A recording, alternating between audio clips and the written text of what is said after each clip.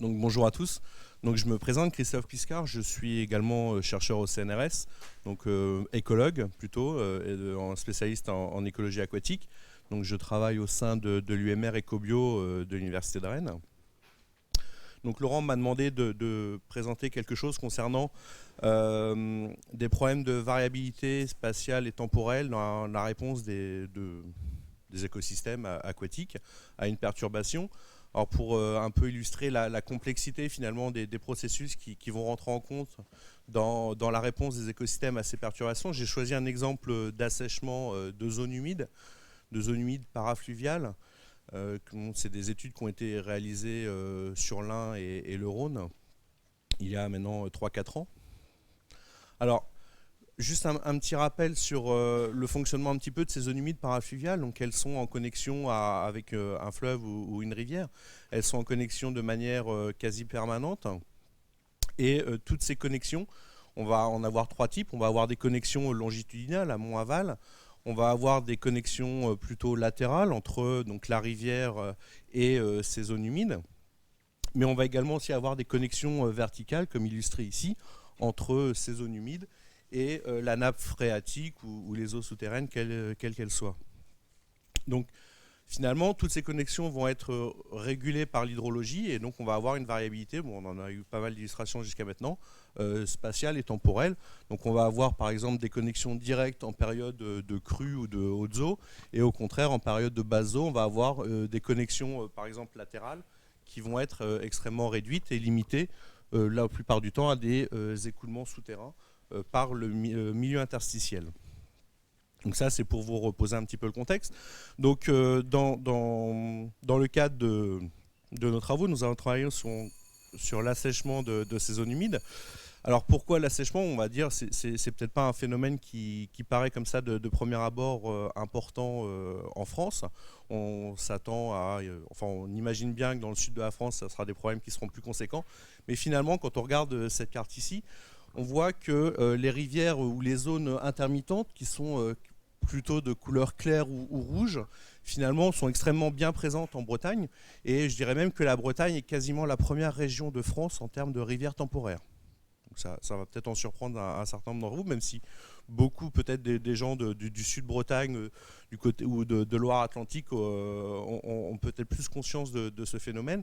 Environ 30% des rivières bretonnes, du linéaire de cours d'eau breton, est potentiellement sensible à ces assèchements, ou en tout cas des variations fortes de hauteur d'eau. Et ce phénomène, bien sûr, devrait, enfin on s'attend à ce que ce phénomène s'accentue à l'avenir du fait des changements climatiques qui sont prédits, avec des assèchements qui seront de plus en plus fréquents et de plus en plus intenses en termes de durée notamment d'assèchement.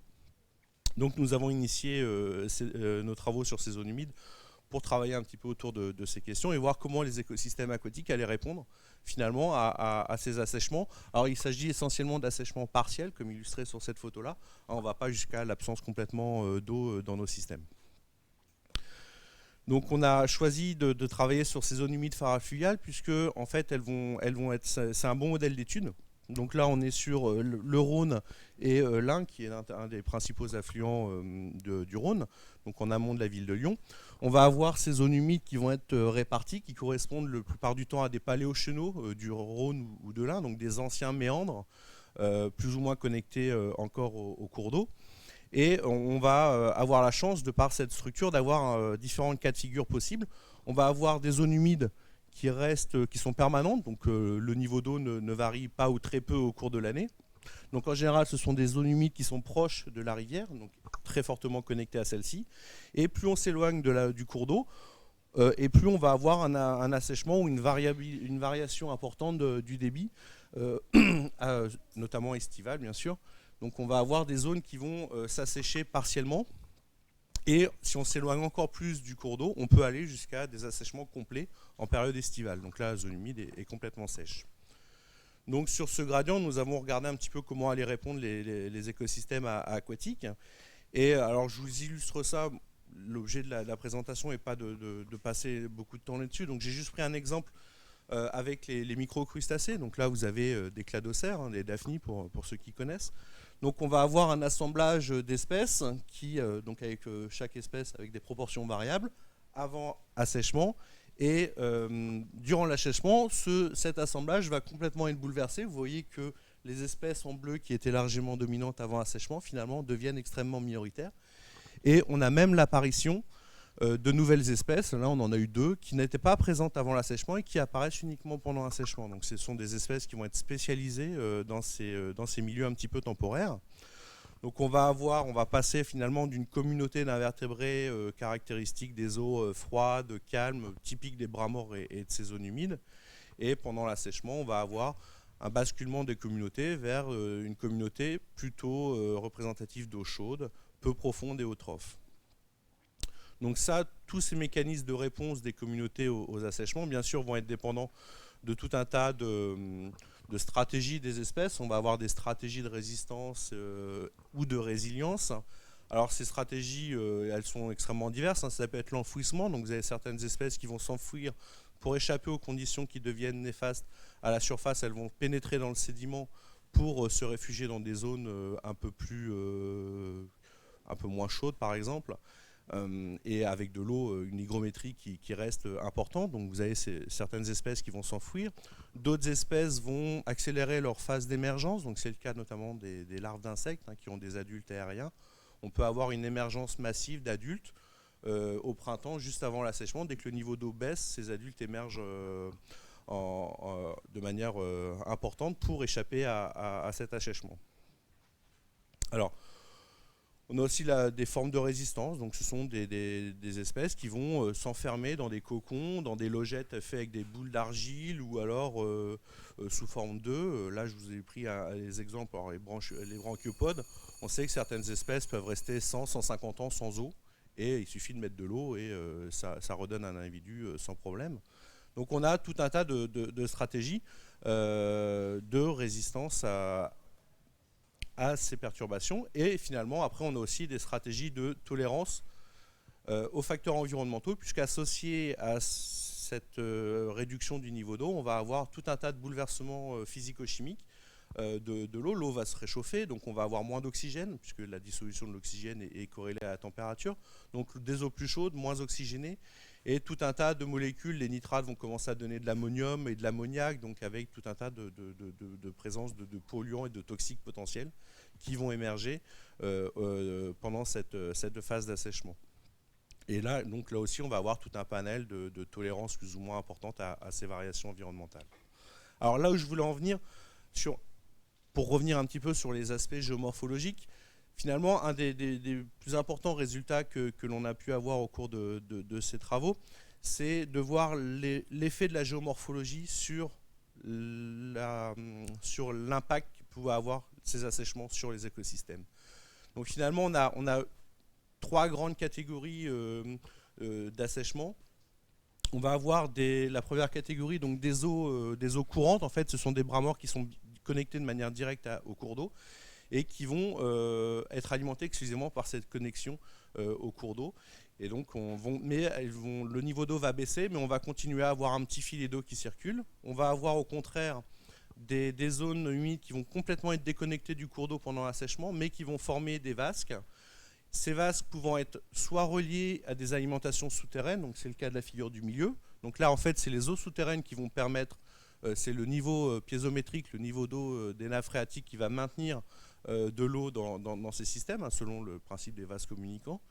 Et on va aussi avoir d'un autre côté, donc c'est le dernier cas de figure, des zones donc, qui vont former des vasques isolées, mais qui elles ne vont pas être, très peu, être en connexion avec les eaux souterraines.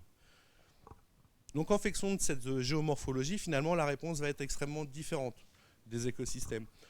Dans les zones où on va avoir des eaux courantes qui restent en connexion avec le cours d'eau, avec un petit filet d'eau qui circule, finalement on va maintenir une bonne connectivité, que ce soit une connectivité longitudinale, une connectivité latérale, voire même une connectivité verticale. Donc on a peu d'altération des connectivités. Par contre, on va avoir une altération des conditions physico-chimiques qui est relativement importante et qui va être proportionnelle à l'intensité de l'assèchement. C'est ce que je vous disais tout à l'heure, c'est l'augmentation de la température, la diminution de l'oxygène, etc. Lorsque l'on prend une vasque qui est alimentée en eau souterraine, la réponse des écosystèmes va être complètement différente. Donc, puisque l'on va avoir une rupture de certaines conductivités, on a une vasque isolée, donc on n'a plus de connexion longitudinale avec le cours d'eau. On a une connexion latérale qui est extrêmement faible, puisque le cours d'eau ne déborde plus pour alimenter cette zone humide. Par contre, on va maintenir, puisque ces zones humides sont caractérisées par des alimentations souterraines, on va maintenir une connectivité avec ces eaux souterraines. Dans ce cas de figure, puisqu'on a une connectivité avec ces eaux souterraines qui, elles, vont être thermiquement tamponnées, par exemple, on va avoir finalement quasiment pas de modification des conditions physico-chimiques. La température bouge très peu, l'oxygénation du coup reste relativement bonne, puisqu'on a des eaux tamponnées qui arrivent par le sol. Et finalement, dans le dernier cas de figure, là on va avoir des mouilles isolées, on va avoir une rupture complète de toutes les connectivités, aussi bien latérale, longitudinale que verticale. Alors pourquoi on a une rupture aussi des connectivités verticales dans ces milieux-là? C'est que déjà les apports souterrains sont très faibles de par la texture du sédiment. Mais en plus, ces milieux-là, ça va devenir des bouillons de culture. La température va extrêmement chauffer, donc on va avoir un développement de biofilms microbiens importants qui va venir colmater finalement. On va avoir un colmatage biologique du fond de ces zones qui va entraîner la rupture de continuité. Donc là, on n'a plus d'alimentation par des eaux souterraines et donc les conditions physico-chimiques vont devenir extrêmement perturbantes avec une température très importante, peu d'oxygène et la présence de polluants plus toxiques. Alors, pour vous illustrer ça, je vous ai représenté juste la température.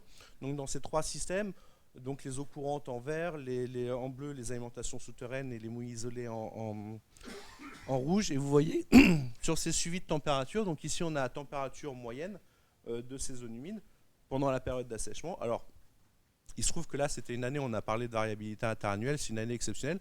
On a eu la chance, entre guillemets, de commencer cette étude en 2010 en pleine canicule où on avait un épisode caniculaire dès le mois de mars, donc avril, donc dans la région Rhône-Alpes, ça a été assez pratique, ce qui explique aussi les températures extrêmes que l'on peut voir, puisque ce graphique de droite, ce sont les températures maximales recensées. Donc ce que l'on voit, c'est un peu ce qu'on disait tout à l'heure, c'est-à-dire que les zones humides alimentées par les eaux souterraines ont un cycle de température des températures plus basses.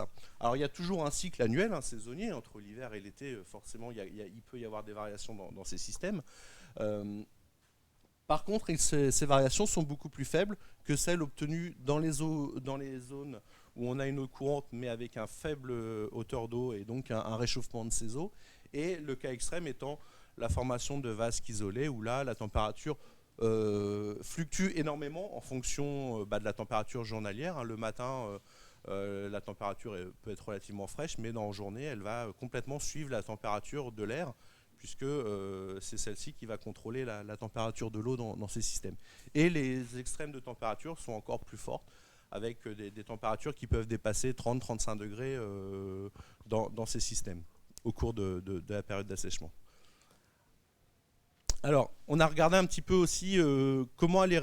finalement, je vous ai dit que ces types de géomorphologie allaient contrôler la réponse des écosystèmes à l'assèchement. Enfin, ça contrôle déjà les conditions d'habitat pendant l'assèchement et ça va également contrôler les mécanismes de résilience des communautés, de restauration des communautés. Donc là, on a fait des suivis de communautés avant, pendant et après assèchement. Donc c'est ce que vous avez, T1 c'est avant, T2 pendant l'assèchement et T3 c'est 2 mois après le retour en eau de ces zones humides. Alors là, je vous présente, ces analyses sont un petit peu compliquées, on ne va pas rentrer dans le détail analytique, mais c'est les communautés bactériennes et fongiques, donc les champignons et bactéries de ces zones humides.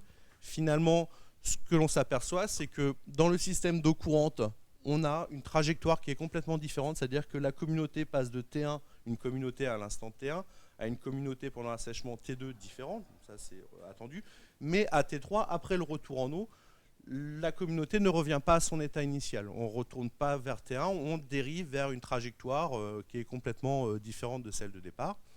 Alors que dans les zones où on a une alimentation souterraine ou dans les zones formant des mouilles isolées, finalement on a une bonne résilience des communautés. Vous voyez que T1, donc on passe de T1 à T2, c'est l'effet de l'assèchement, mais après l'assèchement, on retourne à un état plus ou moins similaire de l'état d'avant l'assèchement. Donc ça, c'est pour les communautés microbiennes, et donc on voit bien que leur réponse va dépendre de la modalité d'assèchement.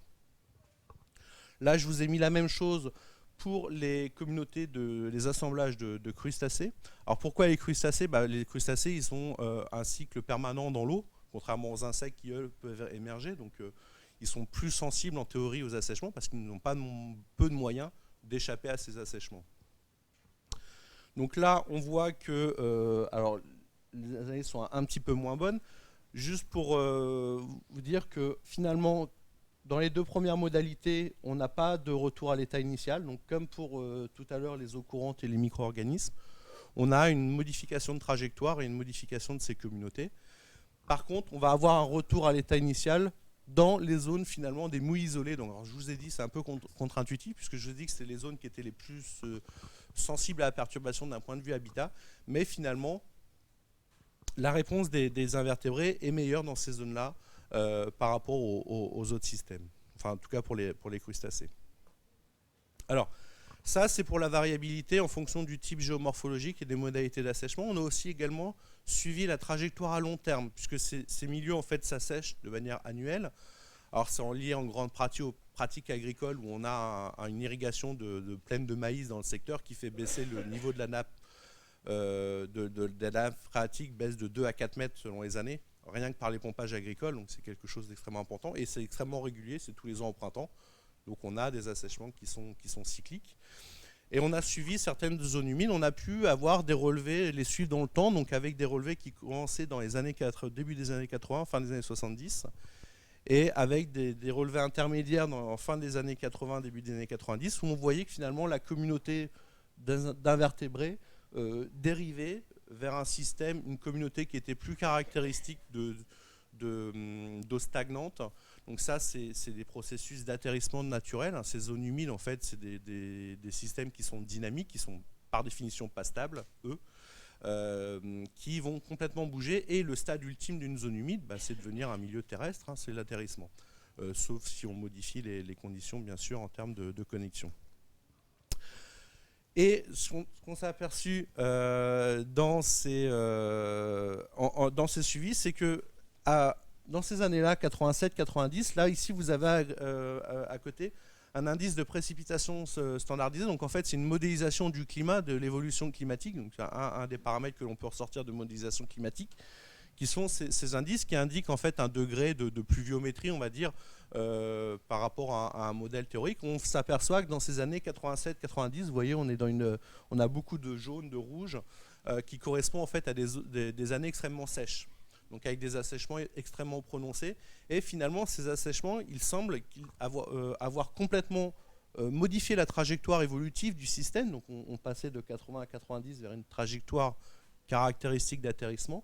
Et cette extrême succession d'années sèches a complètement bouleversé, modifié la trajectoire du système, jusqu'à avoir une communauté finalement qui est actuellement extrêmement différente de celle qu'elle pouvait être ou celle qu'on s'attendait à ce qu'elle soit au vu de la trajectoire initiale. Donc ça, c'est un petit peu ce que je représentais par cet état de ce qu'on appelle la théorie des états stables alternatifs. Donc on en a un petit peu parlé tout à l'heure avec le système d'équilibre à l'équilibre. Donc là, en fait, on peut supposer que dans une première phase, dans le temps, on a un système qui est à l'équilibre, qui a une bonne résilience. C'est-à-dire, une résilience, c'est pas la stabilité. C'est même presque l'inverse de la stabilité. C'est-à-dire que le système va fluctuer, mais va fluctuer autour d'une valeur moyenne que Alain présentait comme l'état stable. Donc on a une fluctuation qui est naturelle, qui est liée aux variations climatiques, habitat, à tout un tas de facteurs. Mais la communauté est capable, finalement, elle va pouvoir évoluer, mais revenir à un état plus ou moins stable, et elle va tourner autour de cet état un petit peu moyen. Puis un changement de régime va pouvoir, donc lié à une perturbation, par exemple, on va basculer finalement d'un régime vers un autre, qui sera à son tour, qui aura sa propre dynamique, sa propre stabilité. Donc c'est un petit peu l'effet de toutes les perturbations, c'est que si la perturbation est faible, on a un retour à l'état initial. Par contre, si la perturbation est trop forte, on va avoir un basculement du système vers un autre type de système qui aura sa propre dynamique, qui ne sera pas forcément la même. sachant que le retour, ce qu'on appelle l'hystérésis, est quasiment impossible, en tout cas pour un écosystème naturel. Alors, finalement aussi, une des choses qu'on a pu voir, c'est que finalement cette diversité d'habitat, elle n'était pas cette diversité géomorphologique, elle permettait finalement un apport positif en termes de biodiversité. Je m'explique. Si vous regardez ici ces courbes qui sont des courbes d'accumulation d'espèces, on va dire, c'est des courbes théoriques de nombre d'espèces. Donc vous avez les espèces en abscisse, en ordonnée. Vous voyez que si on prend 1, 2 ou 3 habitats, donc ce sont les courbes en pointillé ou en continu, on va avoir un écart, on va avoir une augmentation de la richesse, que ce soit avant étiage, pendant l'étiage ou même après l'étiage, si on prend la moyenne annuelle complète. Donc c'est ce que j'ai représenté par ce petit delta 1, qui est ici de 10 espèces, donc c'est 25% des espèces, qui vont être liées à cette hétérogénéité de systèmes géomorphologiques. Donc on va avoir également, donc pendant l'étiage, c'est ce que j'ai appelé le delta 2, qui va être la variabilité des espèces, qui va être liée à l'étiage. Donc c'est finalement, si vous prenez ces communautés, alors là c'est les communautés de crustacés, donc on va avoir un effet positif finalement de l'étiage, puisqu'on a des espèces en moyenne annuelle qui sont supérieures au nombre d'espèces pré-étiage. Ça, c'est lié à l'apport. Je vous ai dit tout à l'heure que certaines espèces n'apparaissaient qu'après un étiage, des espèces qui étaient spécialisées dans la résistance aux assèchements, et donc ces espèces ne vont vivre que dans des systèmes qui s'assèchent. Si on supprime les assèchements, ces espèces disparaissent. Donc on a aussi un gain, finalement, en termes de biodiversité, lié à l'hétérogénéité des réponses. Et là, deuxième cas de figure, donc ce sont ces fameux insectes qui ont des adultes émergents. Donc là, finalement, si on regarde avant étiage ou pendant étiage, on n'a pas d'effet. C'est-à-dire que l'étiage, finalement, a très peu d'effet sur ces espèces, ce que je vous ai expliqué tout à l'heure, puisque leurs adultes vont émerger, donc on ne va pas avoir disparition de ces espèces. Et par contre, on va avoir, en moyenne annuelle, ces espèces vont revenir coloniser sous forme de larves à la fin de l'été. Et donc, elles vont être beaucoup plus sensibles. Et finalement, comme elles sont moins sensibles à l'étiage, on a un apport de l'étiage en termes de biodiversité qui est beaucoup plus faible. C'est-à-dire que quel que soit le type d'habitat, on a grosso modo une diversité assez similaire. Alors, juste pour résumer un petit peu les résultats de cette étude, et ce qu'on a montré, c'est que les modalités d'assèchement sont plus importantes finalement que l'assèchement lui-même. C'est si on a des zones humides courantes qui s'assèchent ou des zones humides qui sont alimentées par des eaux souterraines ou qui forment des vasques, on va avoir des réponses extrêmement différentes en termes donc à l'assèchement. Donc on va avoir un rôle de la géomorphologie et un rôle bien sûr de l'hydrologie dans l'explication de ces variations. On a également montré que les conséquences sur les écosystèmes et les capacités de résilience, de restauration du système différaient fortement en fonction des organismes. On a vu le cas, par exemple, des micro-organismes, des crustacés ou des insectes qui ont des réponses très différentes et aussi donc, à l'étiage et en termes de résilience. Là encore, la géomorphologie va contraindre ces réponses. Donc il est important, du coup, dans un projet de restauration de restaurer, renaturer, oui, mais alors pour quel type d'organisme, puisque selon les actions que l'on va faire, on va favoriser tel ou tel groupe. On a également pu montrer que la diversité des habitats, cette fois-ci, donc à l'échelle de la région, à l'échelle d'un bassin versant, on va avoir justement ces différentes modalités d'assèchement, ces différentes géomorphologies. Finalement, on va augmenter globalement la richesse. Alors localement, à l'échelle de la station, on ne va pas l'augmenter, mais par contre, si on prend l'ensemble de nos stations, le nombre d'espèces potentielles liées à cette hétérogénéité d'habitat va augmenter à deux conditions. C'est tout d'abord que les habitats soient liés les uns aux autres, qu'il puisse y avoir un échange d'espèces entre les différents habitats, et qu'il y ait des zones réservoirs. C'est-à-dire que restaurer, par exemple, un bassin versant, si on n'a pas localement sur place des sites naturels ou suffisamment riches qui vont permettre de réalimenter en espèces les sites restaurés et dégradés, ça ne sert à rien. On ne va pas inventer les espèces, ce n'est pas de la génération spontanée en milieu aquatique. Il va falloir des zones réservoirs et il faut que ces zones réservoirs, bien sûr, elles soient connectées aux sites restaurés. Et enfin, je vous ai montré sur les dernières diapositives que ces processus de perturbation avaient aussi un effet à long terme. On en a parlé déjà tout à l'heure pour l'aspect sédimentologie, où on va avoir, sédimentaire, on va avoir l'histoire du milieu est extrêmement importante. Finalement, là aussi, puisque une perturbation qui va être relativement ancienne, l'écosystème va s'adapter, on va avoir l'apparition avec le temps d'espèces qui tolèrent cette perturbation, et donc enlever cette perturbation, c'est aussi enlever ces espèces. Donc il faut bien faire attention, je pense, à est-ce bien raisonnable de restaurer un milieu, et notamment, est-ce qu'un milieu dégradé depuis très très longtemps qui a pu mettre en place ce type d'adaptation, puisque on en a parlé tout à l'heure, on va tendre vers un système qui peut être plus stable après perturbation. Enlever cette perturbation, c'est aussi complètement redéstabiliser ce système. Et on ne sait pas très bien vers quoi ça va attendre. On a vu que les trajectoires avant-après assèchement, elles pouvaient être extrêmement différentes et que le retour à l'état initial était loin d'être garanti. Pour les crustacés, par exemple, c'est très rarement le cas. Voilà. Donc,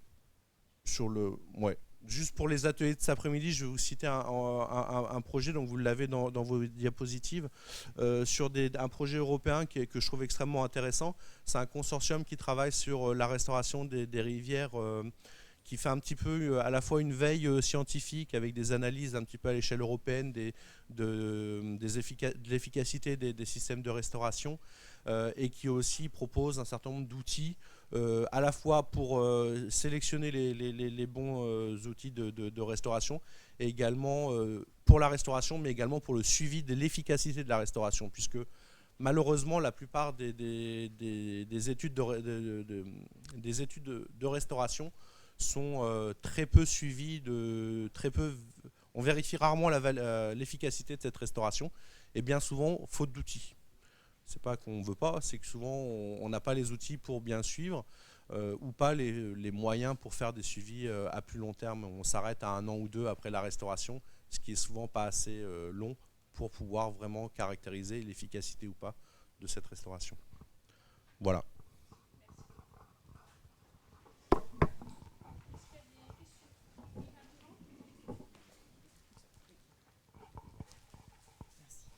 Moi, j'avais une question concernant les schémas justement de la diversité des espèces selon les différentes zones humides. Non, encore avant, pendant, après. Voilà. Vous l'avez peut-être dit, mais j'ai peut-être pas écouté à ce moment-là. Mais pour chaque communauté, c'est des espèces différentes ou c'est les mêmes espèces, parce qu'il y a peut-être des espèces qui sont plus adaptées justement à un assèchement. Oui, c'est ça, oui. Non, en fait, justement, l'habitat étant différent, on va avoir un état initial qui n'est pas le même. Oui, les communautés, en tout cas pour ce qui concerne les bactéries et les champignons, c'est clair. Les communautés bactériennes et fongiques avant assèchement, donc les T1, ne sont pas les mêmes que l'on soit en eau courante ou que l'on soit en eau souterraine, notamment parce que ces systèmes s'assèchent tous les ans depuis des années. Donc je vous ai dit, les trajectoires en fait, la trajectoire, si on prend le cas du premier dans l'eau courante, la trajectoire de la communauté change après l'assèchement. Et ça, chaque année, on va avoir cette perturbation. Donc en fait, on a une trajectoire qui va évoluer, qui évolue de T1 à T3, mais dans un sens qu'on ne maîtrise pas. Et l'année d'après, ça va recommencer. On va partir de T3, c'était l'état après l'assèchement de l'année N-1. Et on va repartir de T3, on ne va pas revenir à T3, on va aller vers un T4, T5. Et on a une accumulation comme ça de perturbations, ce qui fait que ces communautés évoluent, mais pas dans la même direction. Dans les communautés, on va dire, qui forment des mouilles isolées et des mouilles connectées aux eaux souterraines, vu qu'on a une résilience qui est relativement bonne, finalement, on peut supposer que l'année d'après, on va avoir des communautés qui sont relativement semblables. Parce qu'il y a une restauration, donc on retourne à un état à peu près initial. Donc là, on va avoir des communautés semblables, mais non, dans les eaux courantes, les communautés sont très différentes parce qu'elles sont influencées par cette succession de perturbations temporelles et elles évoluent sur des trajectoires aléatoires. Parce qu'à ce niveau-là, il y a tellement de facteurs qui peuvent contrôler ces trajectoires-là qu'on ne peut pas du tout les prédire. On peut pas savoir, donc on en est encore très très très loin de pouvoir estimer. Par contre, pour les communautés de crustacés, là on a des choses qui sont relativement similaires.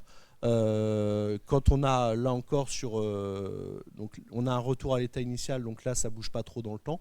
Par contre, là vous voyez que là aussi ça dérive complètement d'une année à l'autre en fonction de l'assèchement. Et donc chaque année on va avoir une dérive dans un sens ou dans un autre.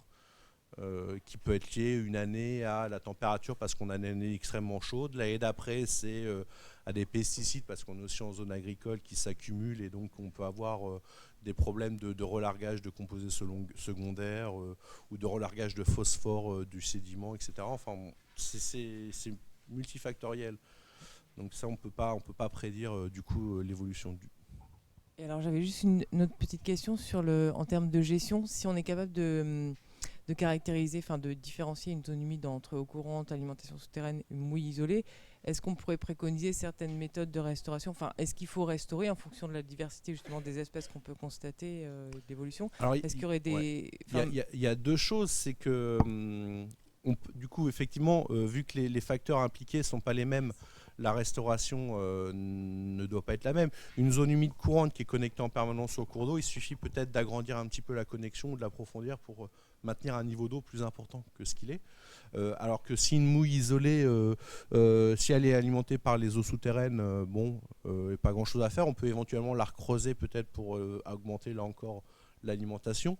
Au contraire, dans une mouille isolée qui est colmatée, qui n'échange plus avec les eaux souterraines, bah là, typiquement, le recreusement peut être beaucoup plus intéressant parce qu'on va retomber de ce cas de figure-là à celui-ci avec... donc, effectivement, mais l'idée aussi, c'est de dire que d'avoir les trois systèmes, des mouilles isolées, des mouilles alimentées par des eaux souterraines et des eaux courantes à l'échelle d'un bassin versant, ça favorise la diversité à l'échelle de ce bassin versant. Donc finalement, avoir des systèmes perturbés type mouille isolée, c'est pas forcément si mal. Donc quand on restaure, l'idée c'est de dire, bah voilà, à l'échelle de mon bassin versant, quelles sont les zones dégradées, les zones qui ne le sont pas. Et parmi les zones dégradées, est-ce qu'il y en a qui abritent une communauté d'espèces caractéristiques que je risque de perdre si je la restaure? Une zone dégradée parce qu'il y a un seuil, etc., mais qui forme un plan d'eau plutôt stagnant, qui va s'être adapté avec le temps, qui va héberger une communauté d'odonates ou de choses comme ça caractéristiques de ces plants. Si on fait sauter le seuil, on fait aussi sauter ces espèces-là. Donc après, c'est un choix, c'est une discussion à avoir avec les gestionnaires, avec les acteurs locaux, etc., pour décider la cible de cette restauration. Voilà, si c'est maintenir une diversité à l'échelle régionale, vaut mieux pas tout restaurer. Maintenant, si c'est pour restaurer une connectivité d'un barrage pour que des poissons puissent remonter, par exemple, c'est vraiment des... Mais la restauration pour les invertébrés, pour les poissons, pour les plantes, ne sera pas la même. Et l'efficacité ne sera pas la même. Les outils non plus. Voilà, tout est... Après, on peut faire plusieurs groupes en même temps. Il y a des choses qui sont redondantes. Il y a des choses qui le sont moins, notamment... ce qu'on montrait dans le projet réforme, c'est que globalement, l'efficacité de la restauration pour les invertébrés est extrêmement faible de manière générale parce que dans 90% des cas, l'objectif cible, c'est le poisson. Donc on va restaurer des connexions amont-aval. Alors que là, les invertébrés, ils s'en moquent de ça. Ils ont une échelle de perception qui est beaucoup plus faible que le poisson. Et ce qui va influencer les invertébrés, ça va être l'hétérogénéité plutôt que la connectivité.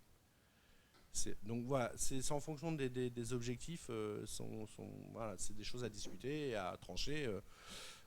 Mais il faut savoir que ces systèmes, voilà, l'habitat va jouer un rôle important dans la restauration et dans l'efficacité de la restauration, et que cette efficacité, elle va être groupe dépendante aussi. Et qu'il y a en plus de ça une troisième couche qui est la temporalité, où un site qui est perturbé de façon très ancienne a pu évoluer vers un autre état stable, différent de celui initial. Donc on est là, on a évolué vers un système stable à nouveau, sachant que si on enlève cet obstacle, par exemple avec Coulmont, bah cet état stable va évoluer à son tour vers autre chose. Mais comme on l'a dit tout à l'heure, on n'est pas forcément capable de prédire, nous aussi d'un point de vue écologie, on n'est pas capable de prédire vers quoi il va évoluer. Sachant que le retour à l'état initial est peu probable aussi. Donc voilà, c'est aussi des choses qu'il faut avoir en tête quand on réfléchit à ces outils de restauration, c'est qu'est-ce qu'on veut in fine, et sachant qu'on a très peu d'outils, on n'a pas d'outils analytiques, de modélisation qui nous permettent de dire comment ça va bouger. On peut prédire des choses, on peut espérer avec des grandes règles générales en sédiment ou sur l'hydraulique, etc. On peut dire voilà, ça devrait aller vers là, mais c'est des systèmes qui vont être instables et qui vont retrouver une certaine stabilité, mais sous une forme qui est pas prévisible, malheureusement. Mais comme on l'a dit tout à l'heure, est-ce que finalement laisser le système retrouver un fonctionnement, une stabilité naturelle qu'il aurait lui-même trouvé, c'est peut-être mieux que de laisser dans une situation dégradée telle qu'il est. Voilà, tout ça, c'est des questions qu'il faut poser localement avec les acteurs locaux. En fait, c'est pas des choses qui peuvent être décidées au niveau national, par exemple, ou autre. C'est comme le bon état écologique. Hein. Enfin, moi, en tant qu'écologue, me demandez pas une définition de bon état écologique. Donc voilà, on sait toujours pas trop ce que c'est. Donc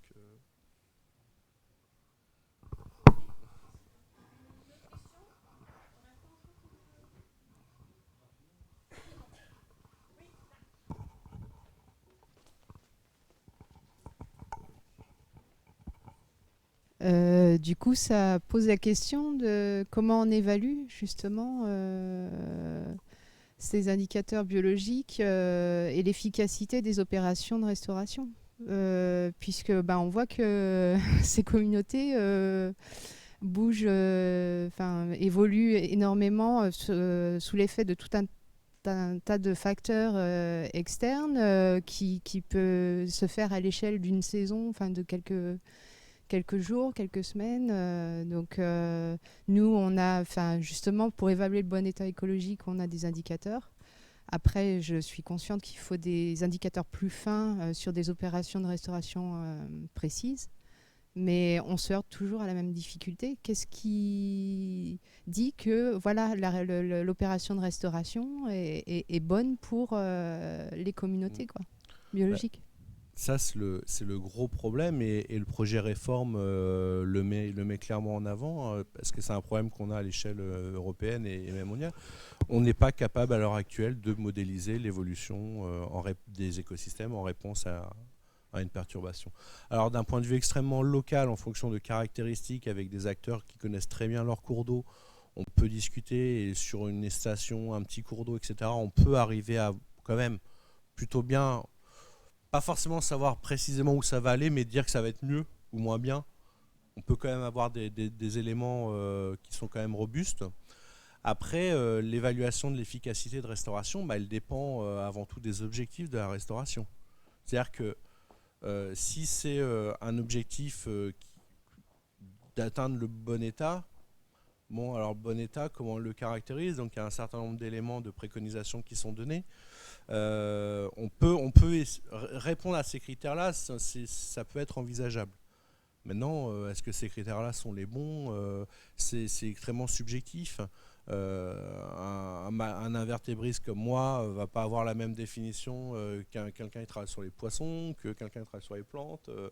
Le bon état, c'est vraiment très subjectif. Donc si le bon état, c'est augmenter la richesse, je vous l'ai montré que dans certains cas, il vaut mieux laisser la perturbation en place. Si le bon état, c'est le fonctionnement des écosystèmes, alors maintenant, quel type de fonctionnement? Parce qu'on peut favoriser un fonctionnement type dégradation de matière organique, recyclage de matière organique, mais celui-là, il va être antagoniste avec un autre type de fonctionnement qui est la production primaire. Donc...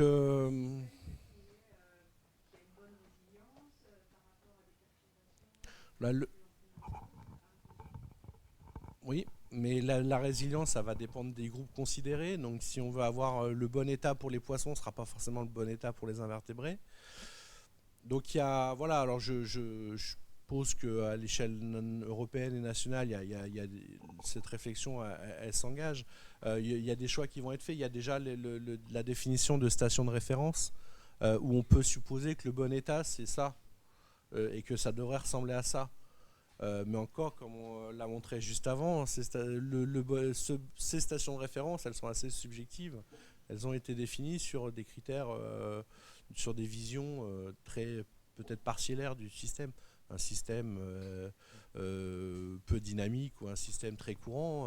Alors c'est vrai que la petite rivière, le petit ruisseau avec des galets, du courant, etc., c'est joli et c'est plus agréable qu'une rivière qui fait des méandres et qui est pas... Mais est-ce que elle est forcément en mauvais état, cette rivière qui fait des méandres? Ça, on a un gros travail. Et finalement, comme bien souvent, la recherche, elle est beaucoup plus lente que les politiques. Et que les politiques se sont emparés de ce concept et l'ont mis en avant, ont donné des directives sans qu'on ait les outils derrière pour l'évaluer. Donc ça, c'est... Mais bon, on essaye de rattraper le retard. Alors ça va là, parce que la date butoir de la DCE augmente sans arrêt. Donc plus ça va, plus on aura des outils pour les caractériser. Mais voilà. Mais, ouais.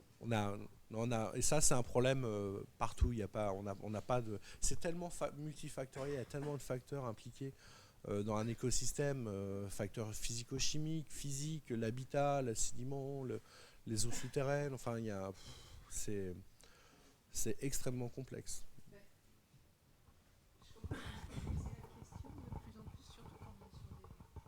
Milieu perturbé, est-ce qu'il vaut mieux pas un système qui va avec une bonne, j'en reviens toujours à la notion de résilience, donc à une espèce d'état d'équilibre que le milieu a réussi à trouver. Voilà, avoir un système qui a une bonne résilience plutôt que la petite rivière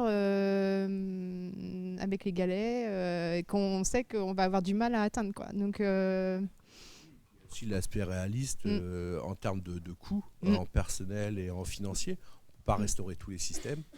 Donc il faut peut-être privilégier dans certains cas de garder ce qui ne marche pas trop mal, de le garder fonctionnel. Et puis là, quand c'est gérable facilement, à moindre coût, de travailler sur des systèmes, oui, mais tout ne sera pas restaurable. Ça c'est clair.